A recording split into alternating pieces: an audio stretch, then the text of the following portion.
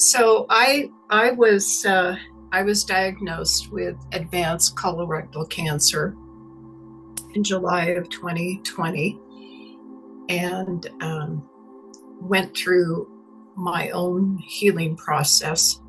I'm a Buddhist, so I chant, and I used all of that, plus a long list of other modalities to heal. Um, the short part of that 7 months of chemo and radiation and everything else was that I had severe allergic reactions to the chemo, and I lost pretty much all my cognitive function. I was in severe chemo fog. And that meant that when it came time to talk about surgery, even though I kept saying, I don't need surgery, I know I can heal this cancer, I didn't have the wherewithal to argue with them. I didn't have the cognitive function to have discussions, to present my case. There was a lot of fear mongering, and they terrified my family. You know, if you don't have the surgery, you are going to die. Because the colorectal cancer was severely advanced. And so this is what they do: radiation chemosurgery, and there's no discussion. You don't have any options. So I ended up having the surgery, being butchered, and left with no bowel control, because they left me 3.5 centimeters of my rectum. So that part of the rectum is, it's technically the rectum, but it only functions as the anus. It doesn't function as the rest of the rectum, which is a holding part for your body. And I was completely disabled. I couldn't go anywhere. I was in the bathroom all the time. I was like a hose that never turned off.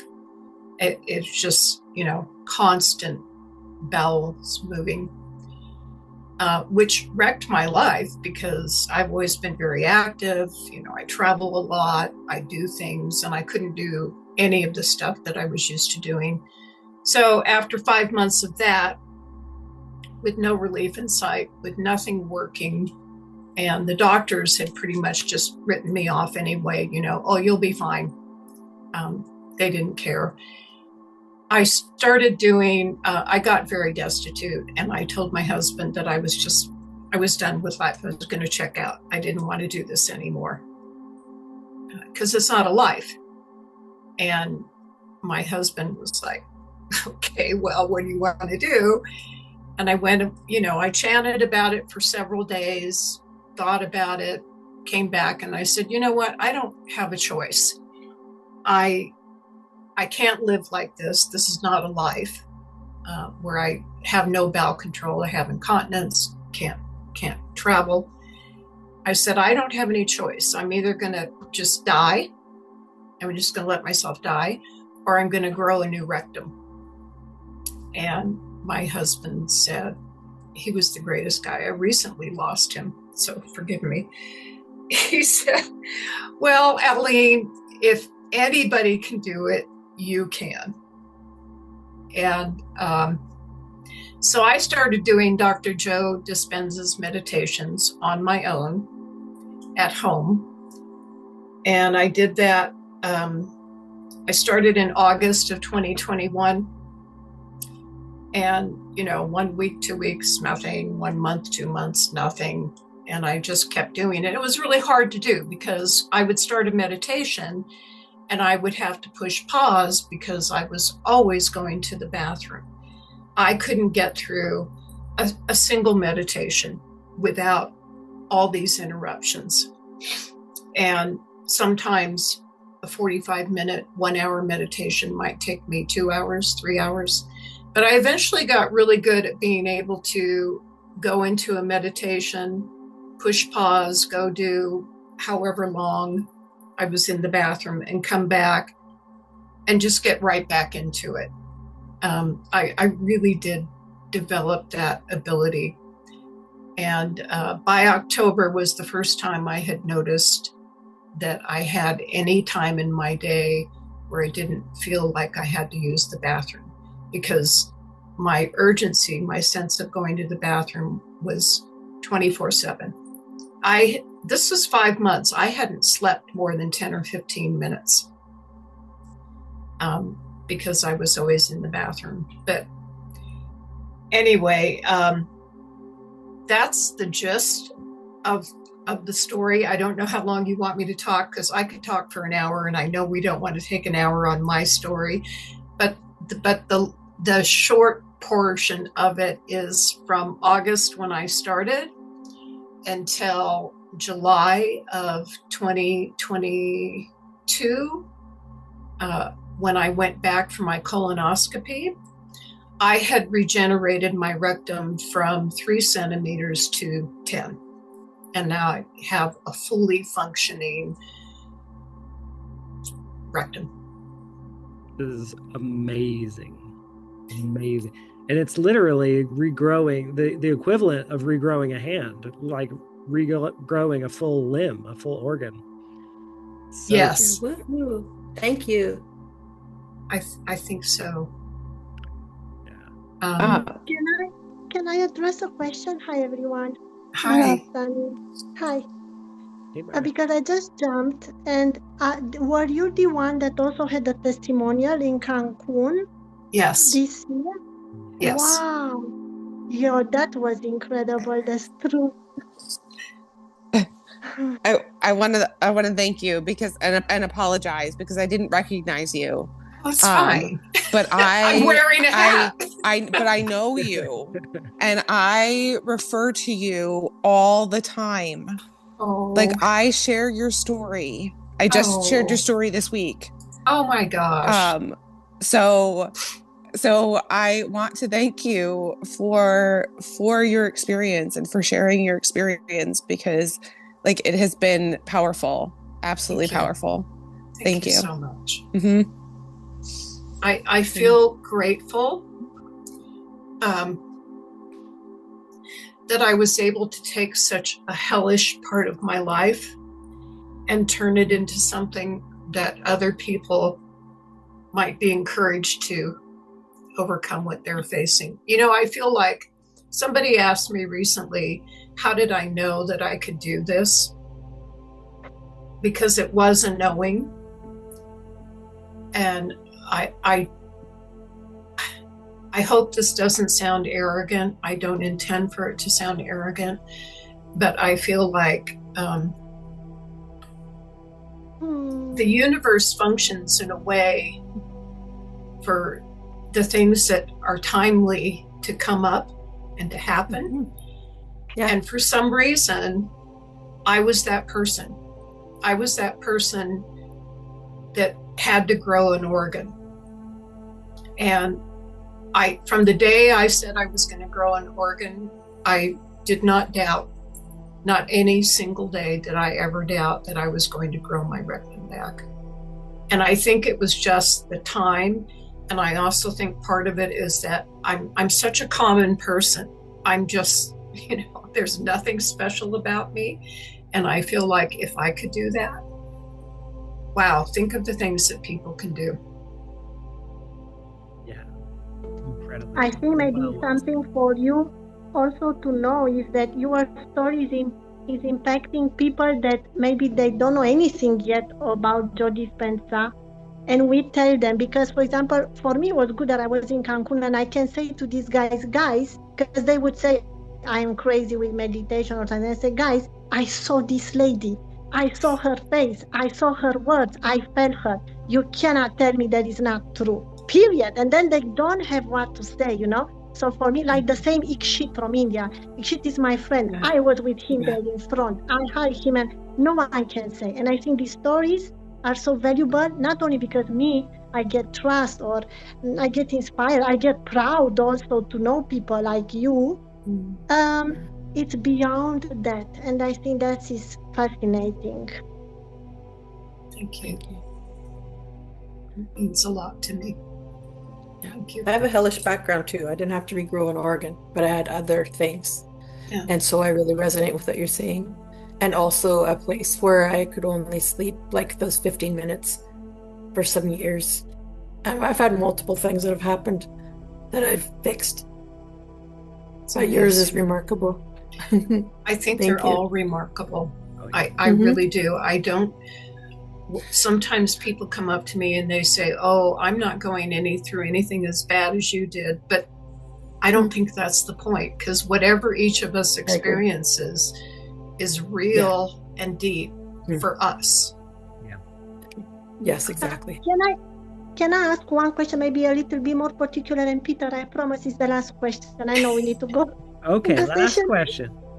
Yes, I promise. I understand that you never doubted, but when you had those moments of really weakness in your body, because still it's 3D life, so we somehow need to cope with that, not necessarily complaining and so on, but when you are really down, what was your motivation? Like, did you hang on something besides this belief that I'm going to heal? I would have to say just the hope and the vision that someday I would be able to control my bowels. I used to stand in front of the mirror after I used the bathroom, and now sometimes I was on the bathroom for an hour. That's what your body does. Your body just keeps functioning. And I would stand in front of the mirror after, and I would say, I'm so grateful I have a full rectum. I'm so grateful I have normal control. I have normal sensation. And I knew intellectually I was lying to myself, but I just didn't stop. I think maybe one of the biggest things is the consistency, to just keep going back to it. Thank you. This heart is for you and for all of us. Thank you. Yes, I saw Michelle. Thank you, Michelle, for the I held it up for you. Yep. Thank you. So today we are going to a costume gala. Thank you, Aline, for showing up in the 3D all dressed up. So we're going into the astral, and that's the plane of frequency, of vibration, of creation. We're so powerful there. And we're going to play with this idea of changing identity, of embodying the wizard, embodying the mystic, embodying the boat pilot, embodying the child playing in the woods. What location, what experience do you want to go into? So we're going into this extravagant mansion where this gala is being held. Every room can transform into exactly what we want, into this beautiful mystical forest with lightning bugs floating around, into a fantastic canvas where we paint our ideas, where we are the canvas. Now, getting into our practice. So the technique that I'm going to talk about is actually going to be good for next week. So we all have some kind of device where we can set a timer. And from this moment until next week, when we come back together, I want you, every reasonable moment of the day, to set a 15-minute timer. And every 15 minutes when that timer goes off, you just reset it. And then you take a moment and you look around at your world. So this is really a technique for lucid dreaming. But one of the ways that we can get into the astral is transitioning from lucid dreaming straight into the astral, popping out of body. We're in an altered state of consciousness, and it's much easier to slip into that astral plane. So every 15 minutes, you're going to pause. You're going to restart your timer, and then you're going to look around and just ask the question, is this a dream? And maybe you look at your hand and just check, am I dreaming? And every time that we do that, we're building a habit of checking, so that when we are in a dream, when we are in that sleep state, that habit can slip into mind, and we're so used to doing it. After a week of doing this consistently, then we're going to be dreaming, and it's as if the timer will go off, and hopefully eventually you don't need to set the timer anymore. You'll just automatically, every once in a while, you'll be like, whoa, is this a dream? Is this a dream? Let me read something. Is this a dream? We're just asking. You don't need to answer the question, just ask the question. So that's the technique that we're going to practice. And we're going to meditate here for a second. Just quickly get into that, a deep state of meditation. Set your intention, bless your experience, form that shield of protection, call in your guides, your protectors, your angels. And then just let your imagination, let your daydream start. And imagine that you go into this mansion where our gala is being held. Imagine what identity you're going to put on. And just keep letting your imagination get more and more vivid. Keep coming back to your imagination. Come back to an identity. Switch identities. Keep playing and just be real playful with it.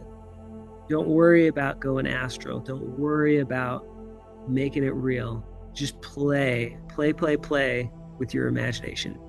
Let's daydream. All right, so I'm gonna just mute. Bless your energy centers. We're all experts at this. Bless your experience, and then daydream. And whenever you wake up, just click off the call. No need to stay on. I'm gonna keep the music going for over an hour, just in case you go into an experience. Love you guys so much. Thank you so much.